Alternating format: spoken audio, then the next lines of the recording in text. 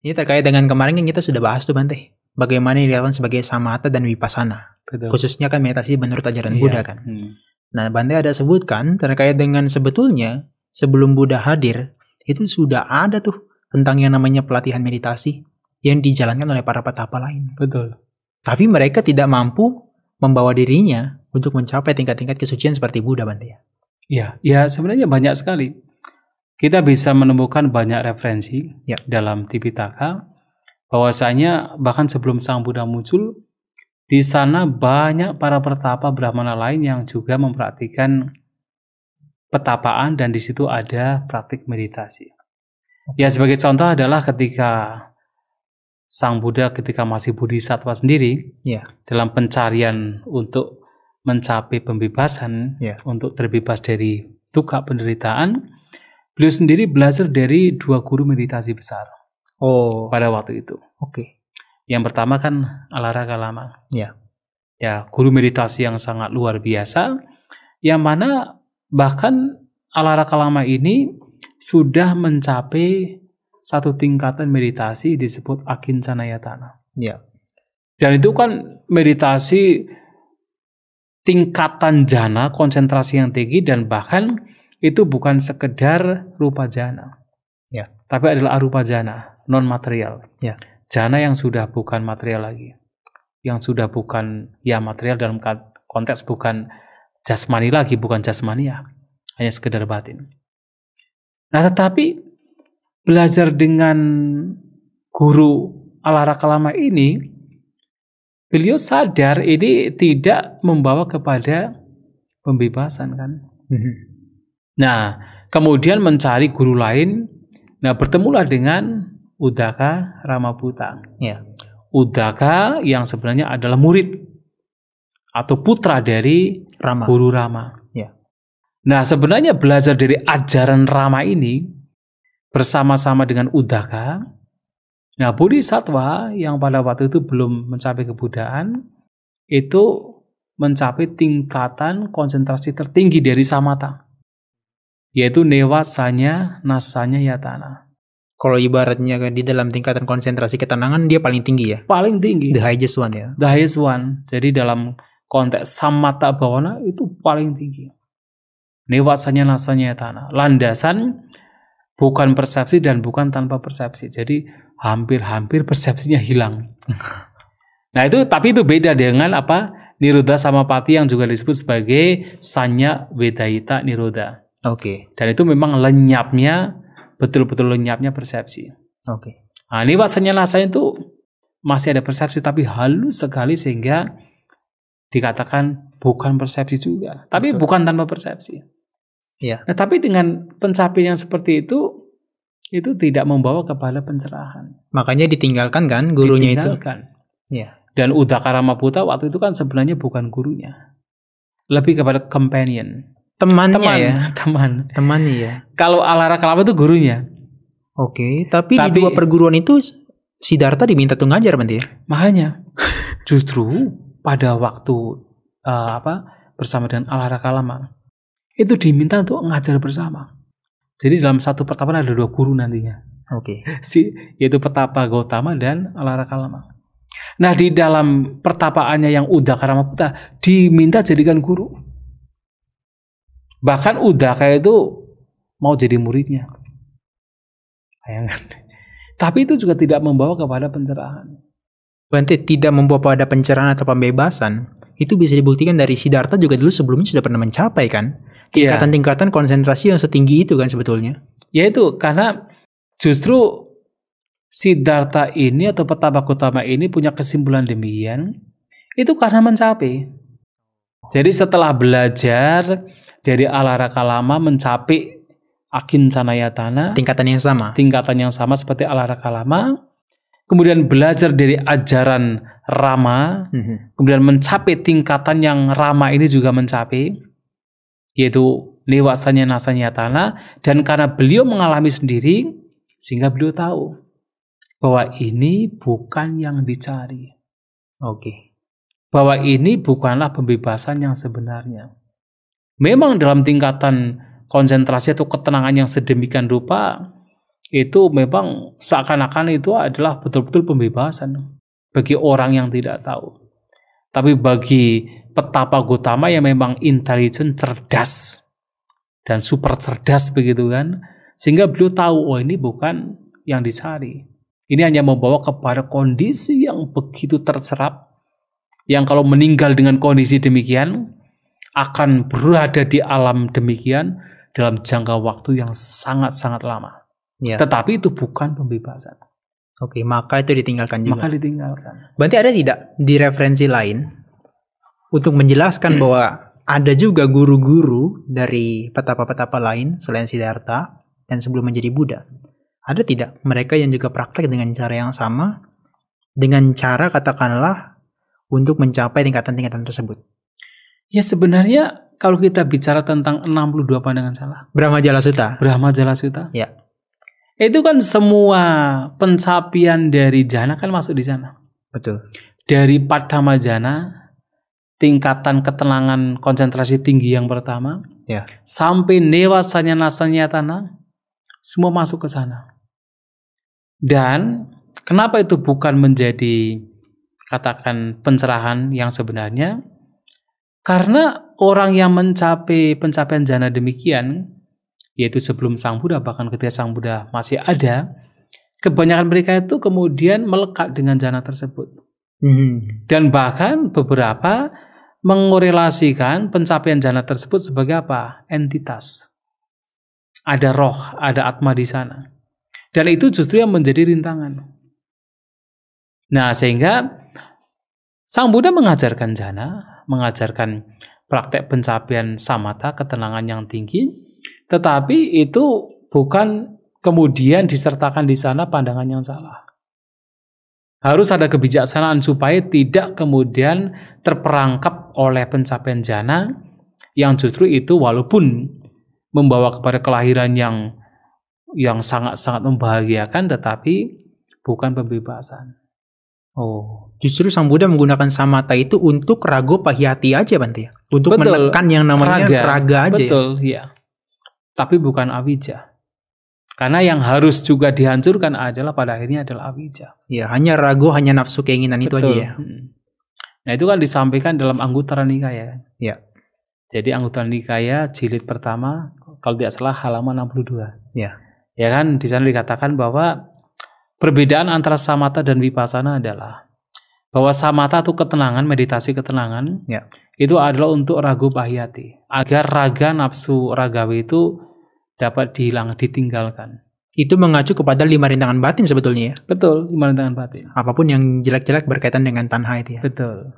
Sedangkan vipassana itu adalah avijja pahiyati, agar avijja, ketidaktahuan, yang tidak lain adalah ketidaktahuan terhadap 4 kebenaran Arya, itu ditinggalkan. Makanya samatha penting, ketenangan penting, tetapi hanya ketenangan tidak membawa kepada pencerahan. Harus ada vipassana, harus ada kebijaksanaan. Ya.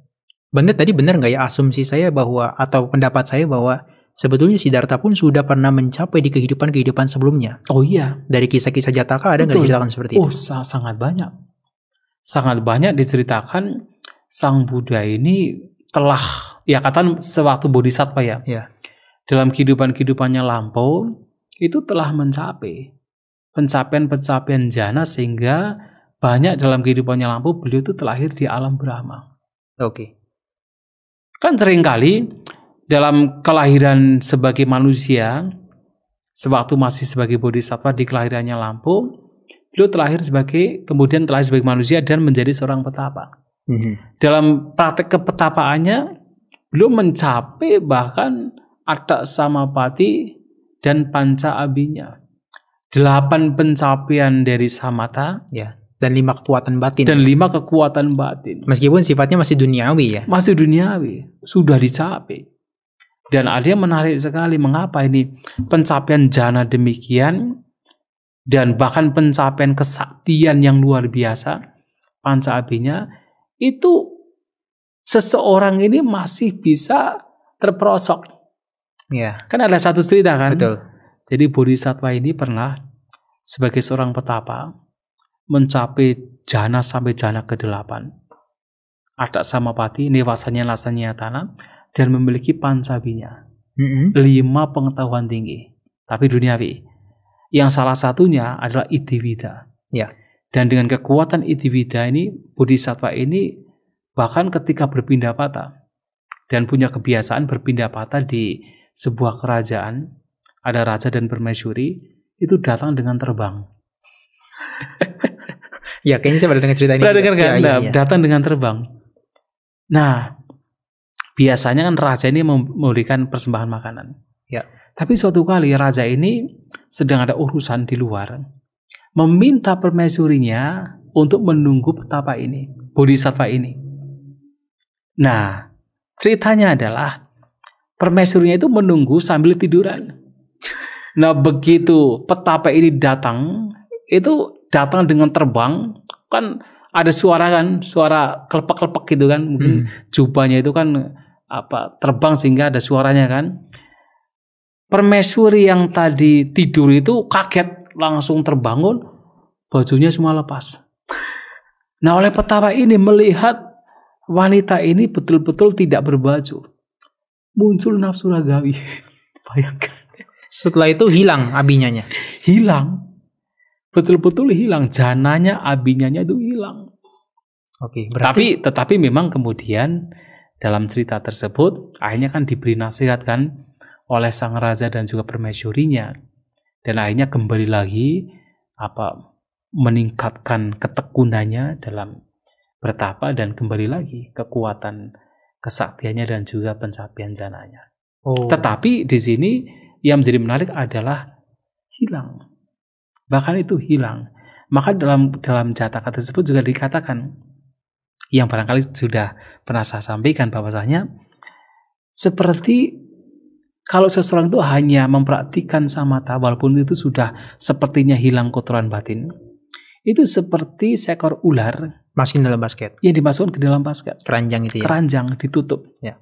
Kelihatannya dia tertidur di dalam, tapi begitu dibuka penutup keranjangnya langsung nongol. Maksudnya adalah nafsunya itu ya? Nafsunya nongol. Oke. Berarti orang yang mempraktikkan hanya sekedar samatha, effortnya besar loh Bante. Karena dia harus menjaga batinnya untuk bebas dari nafsu terus kan setiap waktu, setiap saat kan? Betul. Karena masih bisa yaitu jatuh lagi. Ya seperti Devadatta kan? Ya. Devadatta kan sebenarnya awalnya itu biku yang sangat baik. Bahkan dipuji oleh Sang Buddha. Ya. Bahkan Bante Sariputta itu salah satu Bante yang memuji Devadatta. Karena prakteknya, karena kekuatan batinnya, karena juga jananya. Tetapi karena kebijaksanaan ke dalam anicca, dukkha, dan anatta tidak dikembangkan, kan dengan mempunyai kekuatan kesaktian demikian, sampai seperti Devadatta, biku Devadatta kan bisa mengubah dirinya menjadi ular, menjadi anak kecil kan, dengan kekuatan gaibnya. Itu masih mempunyai rasa iri hati, mempunyai kesombongan, dan bahkan ingin menguasai sangga, ingin menjadi pemimpin sangga. Dan bahkan karena iri hatinya, karena kebenciannya, sampai ingin membunuh Sang Buddha. Dan menghalalkan segala cara pokoknya ya? Betul. Padahal awalnya itu biku yang sangat baik. Oke. Tapi bisa masih terseret ke dalam yaitu kejahatan, karena ya tadi hanya ketenangan saja. Oke. Saya menyoroti dua hal di sini Bante.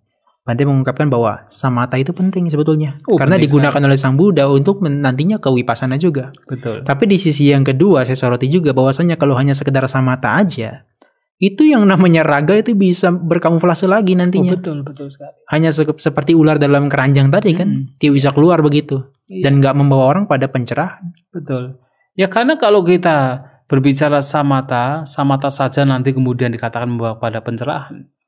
Ya kan samatha itu kan membawa kepada, kalau dikembangkan secara masif gitu ya, optimal itu kan membawa kepada kelahiran dalam Brahma kan. Ya. Baik rupa Brahma ataupun arupa Brahma kan. Nah, sedangkan pencapaian arupa Brahma dan rupa Brahma, pencapaian tersebut itu kan juga muncul dari awija. Ingat kan dalam Dwada Sangga Padijak Sampada? Ya. 12 faktor dari sebab musabab yang saling bergantungan atau yang kemunculannya bersebab, Avijja pacaya sankhara. Ya, Dengan ketidaktahuan sebagai kondisi maka muncul sankhara. betul. Apa itu sankhara? Ada 3 sankhara. Salah satunya adalah aninja itu kan. Aninja bisankhara. Ya. Jadi sankhara yang di sini mengacu pada perbuatan yang sifatnya adalah aninja. Aninja artinya apa? Ketenangan yang luar biasa. Injati itu artinya tremble. Oh. Aninja itu untremble. Jadi betul-betul tidak goyah. Jadi kondisi batin yang betul-betul tidak goyah. Dan ini mengacu kepada apa? Pencapaian arupa jana. Oke. Dan itu muncul dari mana? Avijja. Artinya muncul dari ketidaktahuan bahwa tanha itu adalah sebab duka. Maka terus melakukan perbuatan kan? Karena adanya tanha, maka seseorang melakukan berbagai macam perbuatan, kadang buruk, kadang baik, bahkan kadang sangat baik, termasuk praktek mencapai jana, terlahir di alam arupa Brahma. Oke, berarti udah sampai sini Bante, kita tahu guru-guru di zaman itu hanya sekedar samatha kan? Iya, hanya ketika Buddha datang, kemudian mempelajari dari dirinya sendiri, ada pengalaman secara eksperimensial, itu mendapatkan pengetahuan tentang vipassana itu Bante. Betul sekali. Pandangan terang itu ya. Pandangan terang. Nah ini ada salah satu sutta Bante yang mengkorelasikan di Anguttara Nikaya khususnya di kelompok 4, sutta ke-170 ya. Yuganada Sutta itu kan. Betul. Yang ada 4 metode atau 4 cara. Betul. Yang Bante Ananda sendiri tanyakan kepada para biku-bikuni, mensurvei. Iya. Gimana cara kalian mencapai tingkat kesucian atau pembersihan dari kotoran batin? Iya betul. Iya betul. Jadi di sana kan sebenarnya dua pengembangan batin itu sama-sama pentingnya. Ya. Yang dikatakan jadi ada 4 metode dalam Yuganada Sutta tersebut. Bagaimana seseorang itu atau biku atau bikuni mencapai kesucian arahanta? Ada yang menggunakan metode Pubanggamang Samatha Pubanggamang Vipassanang Bhavati. Samatha Pubanggamang Vipassanang Bhavati. Ya. Jadi mengembangkan samatha terlebih dahulu, kemudian baru vipassana. Ya. Ada juga, dan itu juga disampaikan oleh Bante Ananda kepada seseorang. Bante Sariputta. Ada sutta lain, lain yang itu adalah Artakanagara Sutta. Oh, oke. Dari Majjhima Nikaya. Betul. 11 cara untuk membawa kepada pembebasan. Ya. Dari semua 11 cara adalah samatha kemudian vipassana. Ya, betul. Ya, yang kan? ujung-ujungnya adalah untuk melenyapkan kotoran batin itu. Betul, betul. Jadi kan misalnya mencapai jhana pertama dulu, kemudian melihat itu sebagai sangkara, sebagai yang tidak bisa dipertahankan, anicca, kemudian mencapai kesucian. Artinya mencapai jhana sebagai samatha, kemudian mengembangkan vipassana, melihat anicca, dukkha, dan anatta. Nah itu disampaikan oleh Bante Ananda dalam Artakanagara Sutta. Ini adalah cara yang pertama. Tapi di situ bisa kita melihat bahwa samatha itu penting sekali. Betul. Samatha kemudian vipassana. Ya. Tapi ada juga yang kemudian yang kedua adalah vipassana dulu baru kemudian samatha. Yang orang-orang sering bilang dry vipassana ya. Iya. Sukha vipassaka, vipassana kering. Ada istilah bahwa sukha vipassaka itu yang keempat. Oh. Ya. Terus yang kedua lantas apa? Ya, yang kedua itu adalah tetap ada samathanya. Oh, karena kan begini.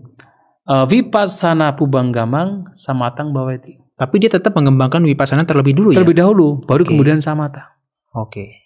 Nah, kalau di dalam kitab ulasan biasanya, disampaikan di sana, orang mengembangkan kebijaksanaan terlebih dahulu, kemudian mempraktikkan samatha, bahkan bisa mencapai jhana-jhana.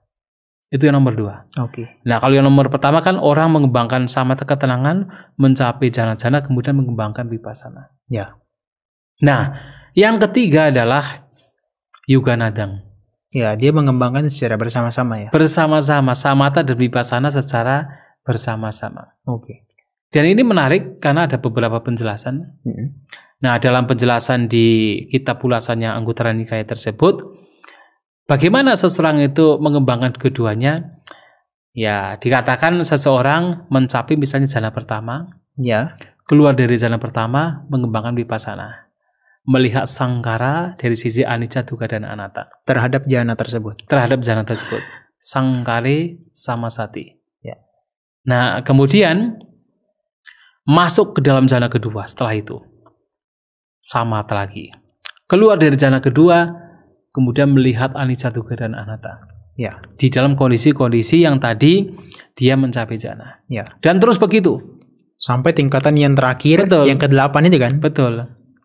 Tapi ada juga penjelasan di dalam Patisambhidamagga. Dan itu menarik bagi saya. Yang mana dikatakan bahwasanya ada beberapa penjelasan, yang salah satunya adalah bagaimana dikatakan sebagai samatha vipassana itu yuganada. Secara bersamaan, pairing gitu ya, yuganada pairing. Itu adalah objeknya bisa sama, tetapi kemudian hasilnya dua. Oke. Mungkin yang kemarin juga kita sampaikan. Apa tuh? Objeknya sama, hasilnya bisa dua. Oh, tergantung cara prinsip dia melihatnya. Betul. Aja. Ya. Jadi ketika seseorang menggunakan nafas lah ibaratnya. Nafas gitu kan, nafas. Nanti ketika dengan menggunakan nafas sebagai objeknya, uddaca kegelisahan itu lenyap. Samatha. Oke. Dan ketika menggunakan nafas avijja, ketidaktahuan itu lenyap. Vipassana. Dan itu bisa terjadi secara bersamaan itu. Oke. Yang itu kemudian dijelaskan dalam kitab ulasan dari Patisambhidamagga. Artinya begini. Bagaimana dalam pengembangan batin itu seseorang mengupayakan untuk senantiasa seimbang batinnya. Oke. Begini. Kalau seseorang mengembangkan vipassana melalui perenungan anicca dukkha dan anatta, bayangkan kegelisahan muncul. Betul. Nah, ketika kegelisahan muncul kemudian ditenangkan.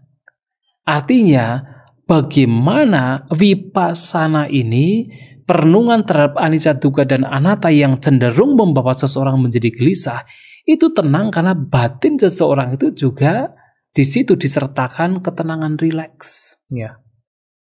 Artinya samatha, vipassana dan samatha itu berjalan bersama. Nah, tetapi kadang-kadang juga kalau seseorang hanya mengembangkan ketenangan, itu cenderung apa? Ke kondisi linata. Ya. Linata artinya apa? Kayak kendor, malas, ngantuk. Maka di situ harus dimunculkan perenungan. Oh. Perenungan anicca, dukkha dan anatta. Oke. Artinya samatha yang membawa pada kekendoran kalau diimbangi dengan perenungan vipassana menjadi seimbang. Oke. Nah, sehingga uddaca dan linata ini, uddaca yang memang biasanya itu terseret oleh perenungan, itu lenyap karena ketenangan batin. Oke. Dan ketenangan batin yang biasanya membawa kepada linata, kemalasan, atau katakan menjadi pasif itu akan menjadi seimbang kalau kemudian di sana disertakan perenungan terhadap anicca, dukkha dan anatta. Dan ini adalah vipassana. Yuganada. Samatha vipassana yuganada. Oke. Itu adalah metode yang ketiga. Oke. Nah, metode yang keempat adalah ini yang kadang-kadang sering dikatakan sebagai sukha vipassaka. Yang vipassana kering tadi ya? Iya, vipassana kering. Karena apa? Karena di situ hanya disampaikan bahwasanya di khotbahnya ketika seseorang itu mengalami damudaca. Damudaca wigahita. Iya, damudaca wigahita. Artinya seseorang itu menggenggam kegelisahan di dalam dhamma. Ya. Batinnya itu katanya menggenggam sebuah kegelisahan, udaca, di dalam dhamma. Tapi ketika damudaca ini, kegelisahan dalam dhamma ini menjadi redam, sang magga juga muncul. Jalan. Ya, sang jalan juga muncul. Di sini mengacu kepada, kalau dalam kitab ulasan adalah jalan dari Sotapati Magga. Ya. Itu muncul. Betul. Nah, ketika itu muncul dan itu dikembangkan sedemikian rupa, yang membawa kepada arahanta. Nah, yang dimaksud dengan damudaca di sini adalah ketika seseorang mempraktikkan meditasi baik, samatha dan vipassana, kemudian muncul yaitu 10 upakilesa vipassana. Katakanlah seperti pengalaman-pengalaman dalam meditasi lah Bante ya. Iya. Dan itu pengalaman yang baik sebenarnya. Pengalaman yang positif sebetulnya. Positif, sangat positif. Tapi dikatakan sebagai upakilesa itu menjadi seakan-akan cacat, tidak murni. Iya, karena kan masih ada misalnya piti kan. Piti kan ada. Itu piti muncul karena apa? Karena 5 rintangan batin lenyap sebenarnya. Tidak ada. Karena di situ ada penyelidikan terhadap dhamma, terhadap yang baik, maka muncullah kegiuran piti. Nah, tetapi kemudian itu bisa menjadi rintangan pertama kalau dilekati. Oke. Dilekati. Dan yang kedua memang ketika masih ada yaitu getaran-getaran batin belum begitu tenang sepenuhnya, itu bisa menjadi ya katakan yang merintangi seseorang untuk bisa melihat dengan sangat jelas. Makanya itu bisa menjadi perintang. Dan biasanya kalau orang-orang yang katakanlah yogi ataupun pemeditator yang masih baru pertama kali, itu kan akan tergiur kan? Oh, sangat tergiur. Wah, karena itu bukan kegiuran biasa, itu kegiuran yang memang berbeda dari kegiuran biasa. Karena memang itu nuansa spiritual kan ya? Spiritual, itu 5 rintangan batin harus lenyap. Nah, itu salah satunya. Nah, ketika itu redam, itu kemudian ya sang jalan tuh muncul. Nah, karena itu mengacu kepada dasa upakilesa vipassana, 10 kotoran dalam vipassana, sehingga ketika orang mempraktikkan itu disebut sebagai bioli vipassana. Oh. Ya, tetapi sebenarnya ya harus diingat bahwa dalam vipassana pun juga muncul ketenangan juga. Jadi tidak kemudian orang yang mempraktikkan betul-betul vipassana itu tidak ada ketenangan. Karena apa? Ya lagi kan tujuannya adalah untuk apa? Yang paling pertama, melenyapkan 5 rintangan batin. Kalaupun seseorang itu mempraktikkan vipassana, ujung-ujungnya nanti adalah 5 rintangan batin itu harus lenyap. Ya kan? Seperti contoh dalam Mahasatipatthana Sutta. Yang bagian terakhir, landasan yang terakhir. Ya. Dhammanupassana niwarna pabha itu ya. Betul. Di situ kan ada penjelasan bahwasanya ketika 5 rintangan batin itu salah satunya muncul, harus diketahui kemunculannya. Oh. Harus diketahui kenapa ini muncul, sebab-sebabnya apa. Ketika itu sedang bertahan juga diketahui, oh batin saya sedang dikuasai oleh misalnya kamacanda, itu diketahui. Ketika itu lenyap juga diketahui, bahkan penyebab-penyebab yang membuat itu lenyap juga diketahui. Dan ketika itu sudah lenyap dan tidak muncul lagi juga diketahui. Ya kalau orang mencapai misalnya sotapanna, wicikicca kan sudah muncul, lenyap, tidak muncul lagi. Itu diketahui. Oke. Nah, mengetahui 5 rintangan batin dan pada akhirnya itu juga jalannya membawa kepada lenyapnya 5 rintangan batin, itu adalah bagian dari vipassana. Dan apakah orang demikian batinnya tidak tenang? Oh, bisa sangat tenang. Tapi di dalam ketenangan sebenarnya di situ adalah samatha. Oke, itu adalah hasil dari samatanya juga ya? Samatha juga, vipassana yang kemudian mengarah kepada samatha juga. Membawa dia pada tenang, rileks, bisa lebih fleksibel. Betul, kan, dan itu samatha. Dan itu juga sesuai dengan apa yang disampaikan Sang Buddha di dalam Mahacattarissaka Sutta. Oke. Yang mana ketika orang mengembangkan samasati, perhatian yang benar, yang para guru meditasi mengidentifikasi sebagai vipassana, maka samadhi juga muncul. Konsentrasi yang benar bisa muncul dari sana ya. Dan itu adalah jhana. Oke. Ketenangan juga kan? Ketenangan juga. Berarti kalau lihat dari sini Bante, samatha dan vipassana dari 4 metode yang Bante jelaskan barusan juga, itu kan dia berdua itu terintegrasi sebetulnya. Mau dia dilatih yang duluan yang manapun, ujung-ujungnya tetap aja. Dua-duanya ada. Gak bisa dipisah. Makanya kan beberapa guru meditasi kalau kita perhatikan seperti Ajahn Chah, terkenal sekali kan. Beliau jarang sekali berbicara tentang vipassana dan samatha sebagai 2 hal yang kemudian dibedakan. Betul. Yang terpenting adalah praktik dhamma. Iya. Ya kadang-kadang beliau membicarakan tentang pencapaian jhana. Ya. Tetapi pembedaan ke dalam 2 hal yang dipraktikkan secara terpisah, itu Ajahn Chah tidak berbicara. Seperti halnya beliau mengungkapkan sebuah tongkat itu, ujung kanan adalah samatha, ujung kiri adalah vipassana. Apakah mereka terpisah? Enggak terpisah. Enggak terpisah, satu tongkat yang sama sebetulnya. Betul. Dan ini yang kadang-kadang menjadi dilema bagi bahkan umat Buddha sendiri. Yang kadang-kadang menjadi bingung. Terus kadang-kadang kan saya juga ditanya juga tuh beberapa umat kan. Betul. Ya, itu gimana ya? Kita praktek samatha dan vipassana, nggak bisa membedakan kan? Ya. Apa itu samatha, apa itu vipassana, nggak bisa membedakan. Karena sebenarnya mereka sudah merasakan bahwasanya dalam meditasi ada ketenangan juga, juga ada vipassana juga, ada katakan pemahaman tentang anicca, dukkha dan anatta. Tetapi karena barangkali dalam retret tersebut, oh kamu praktek vipassana, sehingga kadang-kadang justru ketika muncul tenang, takut Nanti ini bukan vipassana. Karena rules Iya, sebetulnya ya. betul. Jadi terlalu strict itu juga membuat dia jadi nggak bisa fleksibel. Nggak bisa fleksibel. Dan kalau misalnya seseorang itu memperhatikan, misalnya dalam rule tersebut ya, dalam retreat tersebut, memperhatikan samatha. Kemudian ketika muncul sebuah perenungan, itu takut. Takut ini nanti salah, ini nanti tidak bisa konsentrasi. Jadi dia menyingkir, jangan. Pada dua-duanya ini bisa berjalan bareng. Yoga nada. Oke. Tapi kadang-kadang orang menjadi takut. Padahal itulah yang fleksibel kan. Keduanya bisa berjalan bareng. Berjalan bersamaan. Berarti dari 4 metode tadi juga kita mendapatkan informasi juga Bante. Berarti semua orang nggak bisa pakai satu cara yang sama. Nggak bisa. Kita tidak bisa memaksakan, harus samatha dulu. Kemudian vipassana kan. Ada orang yang kadang berpikir begini, itu Sang Buddha itu kan samatha dulu kan, baru kemudian vipassana kan, mencapai 4 jhana dulu kemudian baru vipassana. Maka harus seperti Sang Buddha. Padahal ya tidak demikian. Ya Sang Buddha dalam Yoganada Sutta yaitu Bante Ananda melihat ternyata ada yang mengembangkan vipassana terlebih dahulu. Ya. Kemudian diikuti dengan samatha dan itu juga berhasil. Coba kalau kita perhatikan Bante Yasa. Oh iya, ya. Ada enggak cerita beliau tuh mencapai jhana dulu? Praktek meditasi ya gitu. Praktek meditasi enggak ada kan? Yang jelas kan beliau kan ya mendengarkan dhamma 2 kali kan. Ketika mendengarkan dhamma pertama tentang 4 kebenaran Arya, mencapai kesucian Sotapanna. Dhamma yang sama diulang kembali oleh Sang Buddha, yaitu kepada ya waktu itu adalah Yasa dan juga ayahandanya. Mencapai kesucian Arahanta.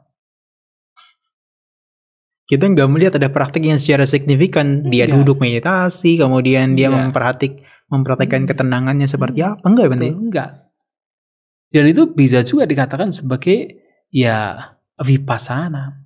Barangkali yang terakhir itu. Atau kalaupun ada pasti ada samatha juga, tetapi kan tidak intensif dalam jangka waktu yang lama. Samatha dulu baru kemudian vipassana. Bisa juga dari apa yang beliau dengarkan ini itu kan sebenarnya mengacu kepada vipassana kan, karena 4 kebenaran Arya.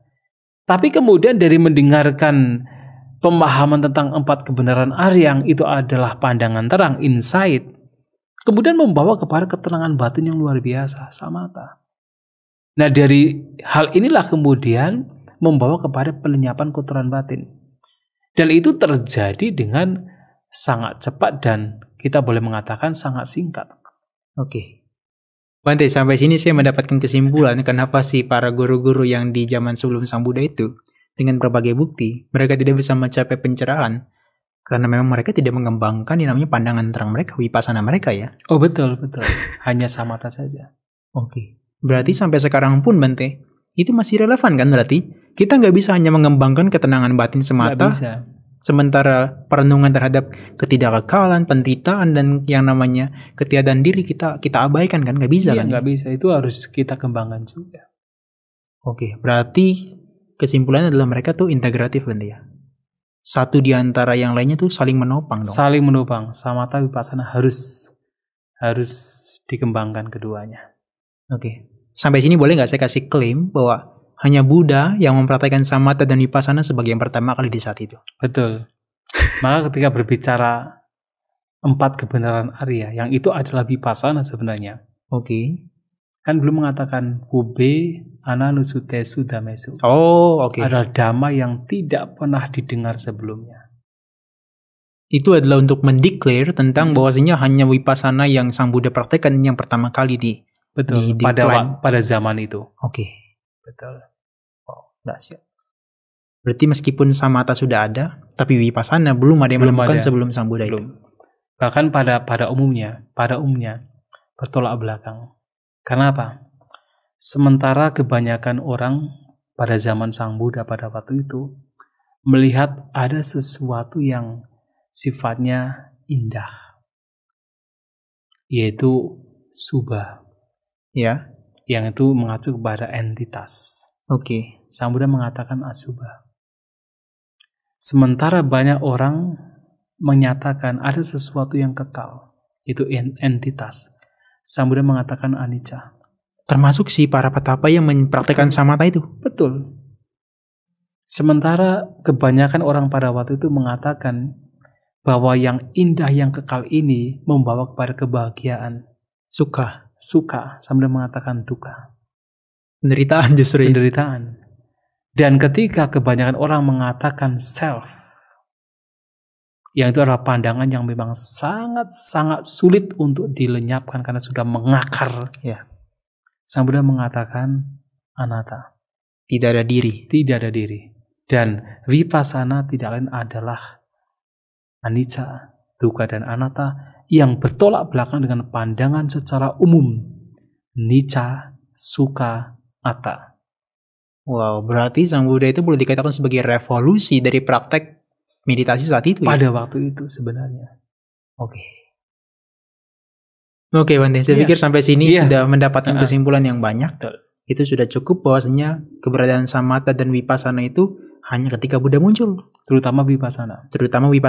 Samatha meskipun sudah dipraktekkan, tapi yang dipraktekkan mereka tidak seperti apa yang Sang Buddha ajarkan. Betul. Karena sekali lagi bahwa samatha pun yang diajarkan Sang Buddha harus berangkat dari pandangan yang benar. Betul. Oke, Bante, terima kasih. Baik, ya, selamat malam. Oke.